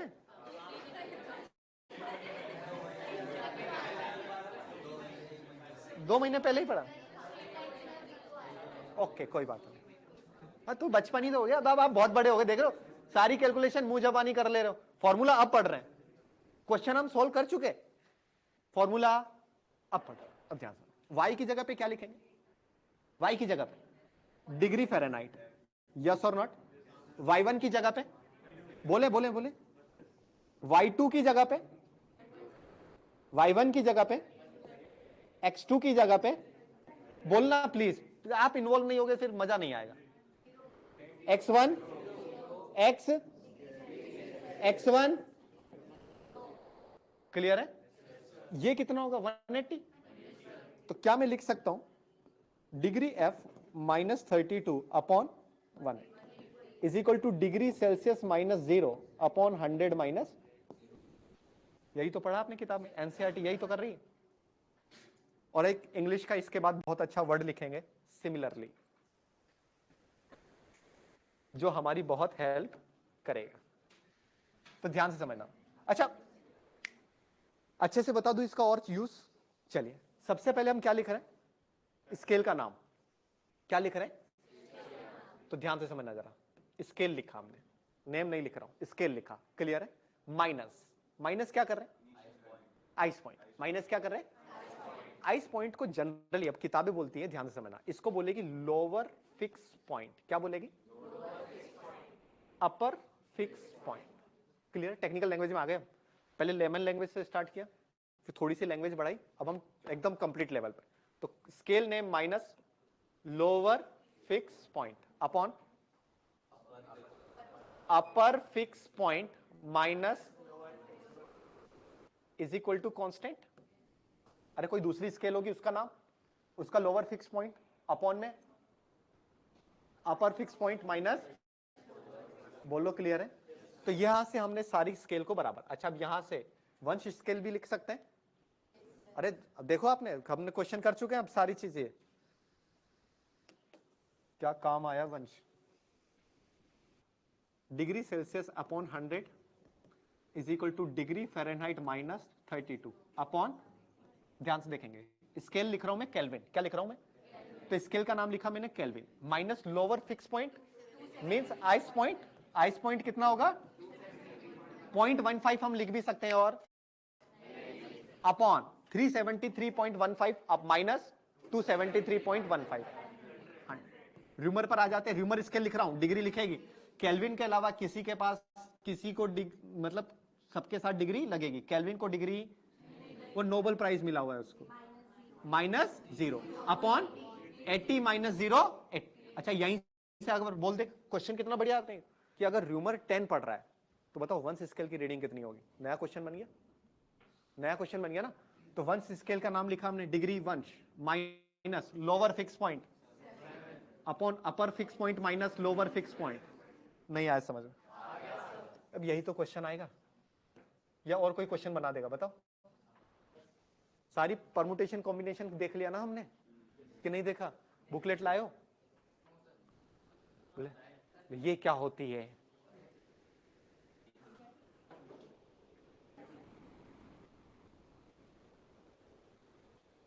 booklet, booklet ma'am booklet. Question number 1,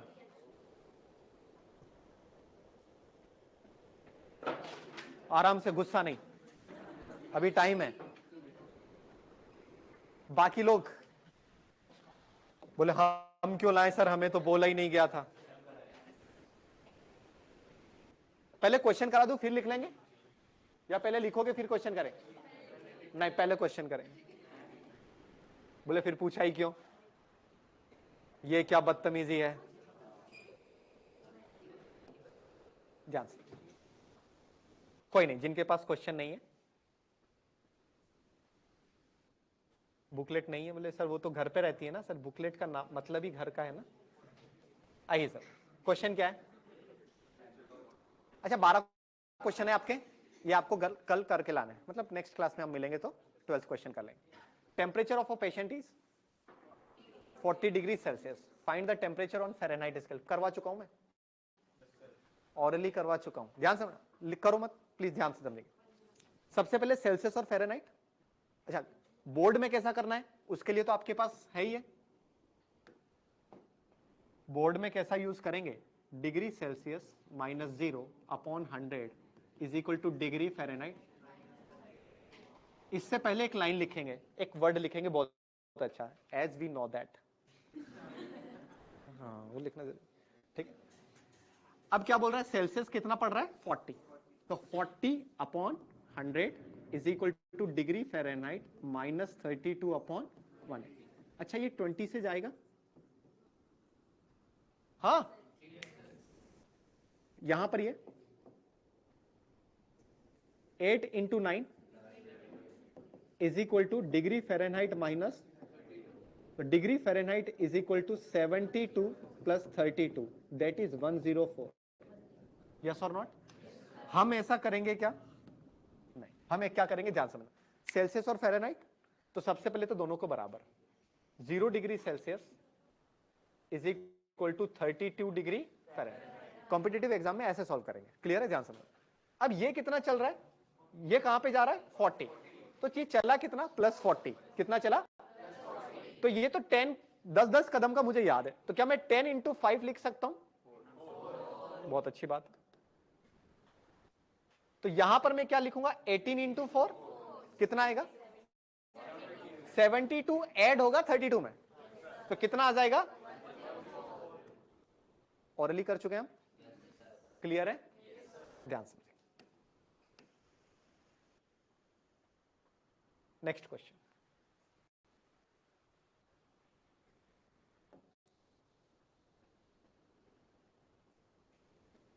अब इसके लिए फॉर्मूले की जरूरत पड़ जाएगी, ठीक है ना, हालांकि ये स्टैंडर्ड है, हालांकि फॉर्मूले की जरूरत नहीं, विदाउट फॉर्मूला भी हम कर सकते हैं।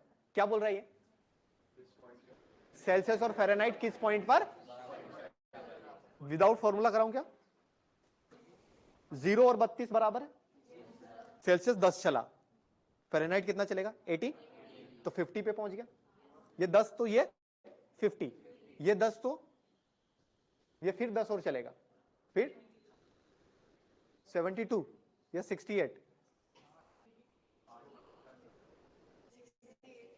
32 0 10 50 10 18 जाएगा ना, ये तो 18 जा रहा है ना, ठीक है ना, ये ऐसे जा रहा है। तो बताओ सेल्सियस और फ़ारेनहाइट कभी बराबर हो सकेंगे, पहले तो फ़ारेनहाइट पहले ही 32 आ गए कदम आगे, और ये 10 चल रहा है तो ये 18 चल रहा है, तो पकड़ नहीं पाएगा। सेल्सियस ने दिमाग लगाया, बोले ज्यादा तेज चल रहा है, बोले हाँ, आगे भी है, बोले हाँ, बोले मेरी नकल कर रहा है, बोले हाँ, बोले मैं 10 कदम पीछे आता हूं, तो ये 18 कदम पीछे आएगा, तो -10 डिग्री सेल्सियस, बोलो यस सर, क्या 32 - 18 करो ना, अरे भाई साहब, हाँ पक्की बात है, और माइनस करेंगे, 10 और माइनस किया तो इसमें से 18 और माइनस करेंगे तो माइनस का 4 आ जाएगा, -10 और किया तो -18 और करेंगे तो माइनस का -10 और करेंगे, ये विदाउट फॉर्मूला, क्लियर है, ये स्टैंडर्ड रिजल्ट है, आपको याद होना चाहिए। सबसे पहले तो सेल्सियस और फ़ारेनहाइट कब बराबर होंगे ये पूछा है, चलिए तो ध्यान से समझना, degree Celsius is equal to degree Fahrenheit is equal to reading in दोनों की सेम आनी चाहिए, क्लियर है, चलिए बहुत अच्छी बात है। तो इन दोनों के बीच में रिलेशन हम फिर से लिखेंगे, as we know that is equal to degree Fahrenheit -32 upon, यहां पर लिखेंगे क्या, यहां लिखेंगे क्या, ये कितना आ जाएगा 20 से कट किया, चलिए 9x is equal to 5x -160, चलिए हमें x की वैल्यू चाहिए, तो 4x is equal to minus का x is equal to -160 by, ठीक है, क्लियर है, तो ऐसे आपके कितने क्वेश्चन है, 12 क्वेश्चन, कितने हैं, ये सारे आपको घर से करके लाने, ठीक है, अभी अभी रुके रुके, क्या हुआ, पक्का, तो ये तो नोट करने की जरूरत नहीं है,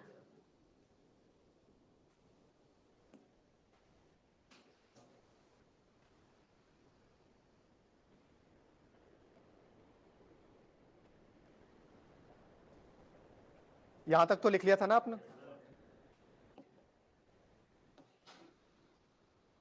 ये लिखना है, अच्छा अभी तो 15 मिनट टाइम है, एक दो क्वेश्चन और यहीं पे करा लेता हूं, नहीं, दो क्वेश्चन और है यार, कर लो यार, मैं तो कराऊंगा, आइए जरा, चलिए ध्यान समझे, क्या क्वेश्चन है, draw a graph between degree Celsius and degree Fahrenheit, Celsius और फ़ारेनहाइट के बीच में क्या चाहिए, ग्राफ, अब ध्यान, as we know that degree Fahrenheit minus degree Fahrenheit -32 upon is equal to degree Celsius -0 upon, degree Fahrenheit is equal to 9/5 degree Celsius plus 32, नहीं आया समझ में, पक्का, फिर सर देखा तो मुझे एक चीज ध्यान से समझ में आ रही है, जो हमने बचपन में पढ़ा था नर्सरी एलकेजी में, y is equal to mx plus, तो y एक्सिस पे किसको रखेंगे, हाँ जी, अरे y एक्सिस पे किसको लिखेंगे, x एक्सिस पे किसको लिखेंगे? पक्की बात है। 9/5 क्या है? स्लोप। 9/5 क्या है? तो पॉजिटिव स्लोप जाएगा, यस और नॉट? 32 क्या है? Intercept on Y axis. ये टेक्निकल लैंग्वेज अपने समझ में नहीं आती, आपको आती है? कोई बात नहीं, जिनको नहीं आती वो ध्यान समझे। सेल्सियस को 0 कर दो तो फ़ारेनहाइट कितना है? सेल्सियस ये है, सेल्सियस 0 यहां होगा और फ़ारेनहाइट 32 यहां मिलेगा, बस बात खत्म। तो ये पॉइंट मिला हमें, तो जो स्केल होगी वो ये आ जाएगी और इसका जो स्लोप है 9/5। क्लियर है? एक चीज थोड़ी सी पूछूं मैं सर, यहां का तो पता चल गया, एक यहां का भी और बता सकते हैं क्या? -40।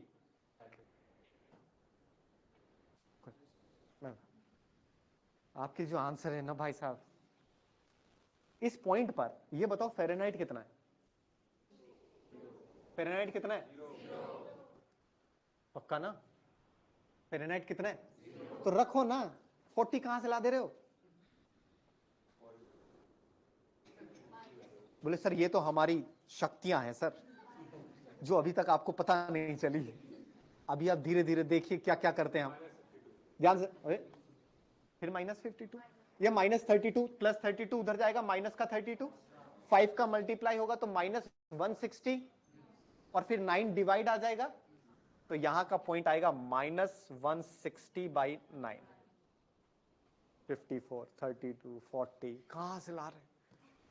बोले सर अभी तो देखिए, अभी तो आप अगर आपने इस बार और नहीं छोड़ा ना सर, तो फिर हमारे आंसर आएंगे 32.95627। हम ऐसी भी कैलकुलेशन कर सकते हैं। पहला क्वेश्चन समझ में आया? सेकंड क्वेश्चन क्या बोल रहा है, ध्यान से समझना जरा। क्या बोल रहा है ये?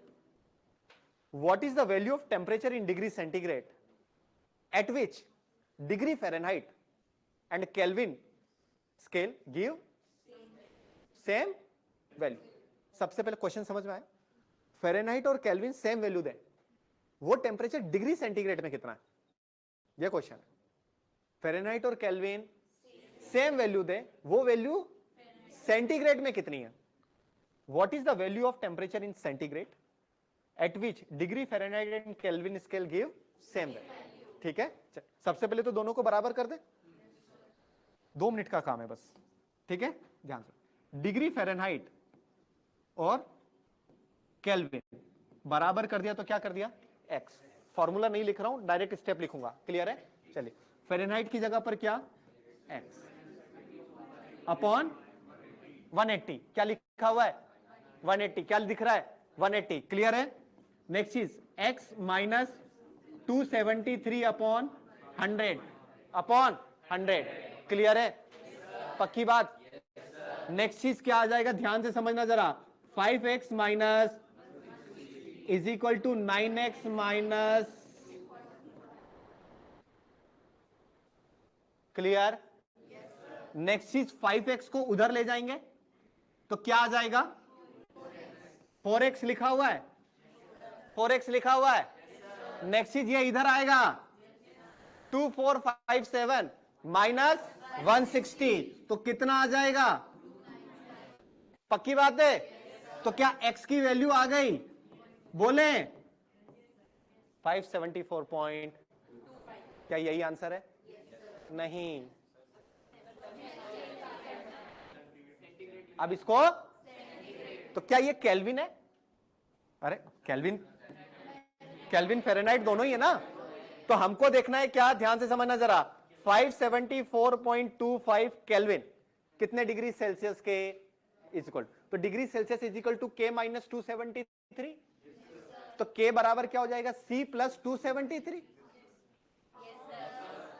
तो सेल्सियस कितना आ जाएगा? 574.25 माइनस 0.15, ले या नहीं ले? समझ में आया?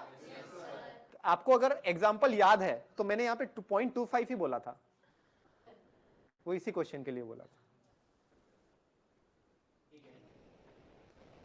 तो इसको सॉल्व करेंगे, 10 नहीं मैम, बायो है आपका, मैथ्स से। हे प्रभु, हे हरि राम कृष्ण जगन्नाथम प्रेमानंद, ये क्या हुआ? आंसर समझ में आया? पक्की बात? मैथ्स वाले ये कर रहे हैं तो बायो वालों के लिए तो मतलब 7 खून माफ है उनके लिए तो फिर। चलिए,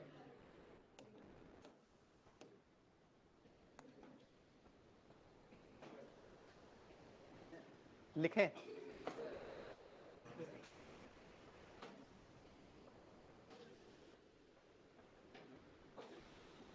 फ्रीक्वेंसी मैच होने में अभी आपको टाइम लगेगा, बाकी कोई दिक्कत नहीं आएगी। कॉमन सेंस, फिजिक्स क्या है?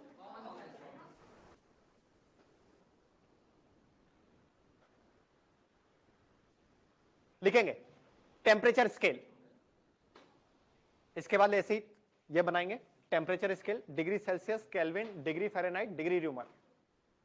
अच्छा, आप ये भी शिकायत नहीं कर सकते कि ज्यादा पढ़ा दिया, और घर पे जाके आप क्या बोलोगे पापा को, आज ज्यादा पढ़ा दिया पापा, ये शिकायत तो नहीं होगी ना? हाँ हाँ हाँ जी, पिछले वाला क्वेश्चन का मैं समझाऊंगा, टेंशन मत। पहले तो डिग्री फ़ारेनहाइट और डिग्री केल्विन को, सॉरी डिग्री नहीं, केल्विन को इक्वल किया, तो वो वैल्यू आई है 574.25। अब क्वेश्चन बोल रहा है ये सेंटीग्रेड में कितना है, तो C इज इक्वल टू क्या होता है, K माइनस 273। तो K की वैल्यू पता है हमें, 574.25 माइनस 273, 301 आ जाएगा।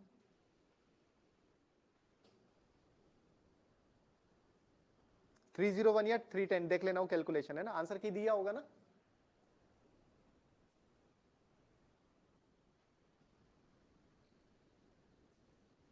थ्री 301 ही आएगा वैसे तो। लिखा?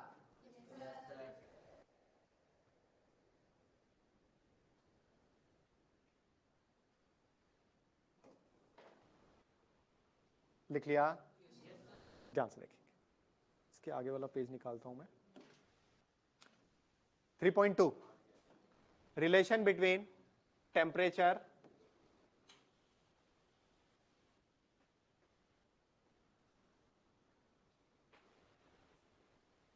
Relation between temperature scales, relation between temperature scale करवाया था ना, लिख लो ना ऐसा। y minus y1 is equal to y2 minus y1 upon x2 minus x1, x minus x।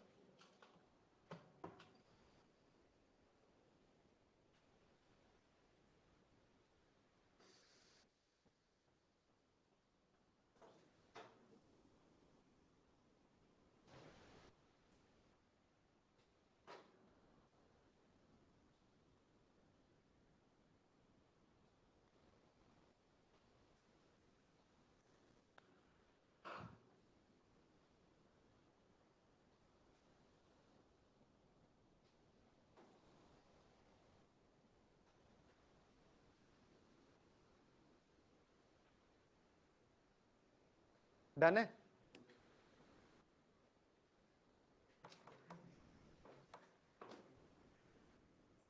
बाहर मिलना है।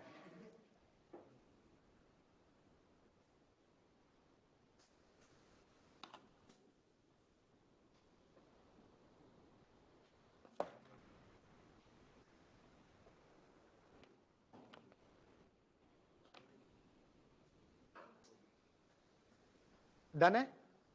लिख लिया? अभी अभी अभी इसमें बाकी है, अभी इसमें बाकी है 2 क्वेश्चन। लिखो मैम, ऐसे ही कोर्स कंप्लीट हो जाता है।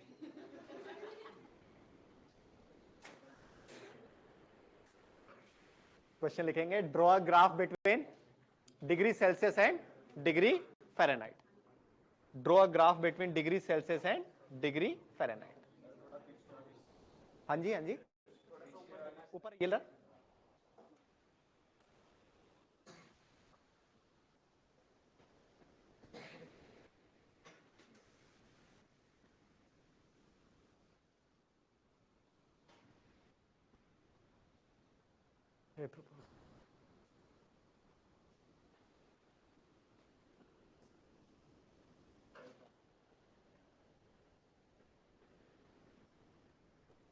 लिख लिया, क्वेश्चन लिखा, सॉल्यूशन करूं मैं,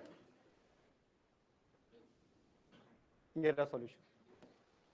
degree Fahrenheit -32 upon 180 is equal to degree Celsius -0 upon 100।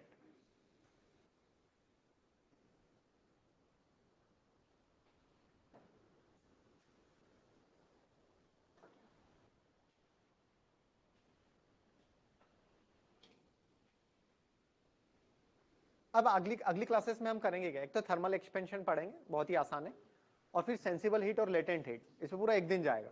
लेकिन पूरा फाउंडेशन आपका बन चुका है, उसमें खाली फॉर्मूला यूज करना है और क्वेश्चन करना है। फॉर्मूला भी हम बनाएंगे, जैसे इसका फॉर्मूला बनाया वैसे उन सबके भी फॉर्मूले हम बनाए। यहां तक लिख लिया आपने? ये ग्राफ क्लियर है? बस लास्ट क्वेश्चन,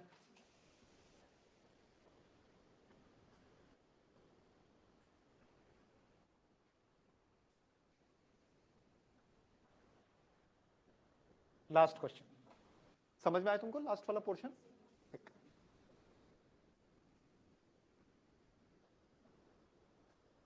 आप लास्ट क्वेश्चन लिखेंगे, उसके साथ साथ क्वेश्चन ये रहा, what is the value of, लिखेंगे what is the value of temperature, what is the value of temperature in degrees Celsius, in degrees Celsius,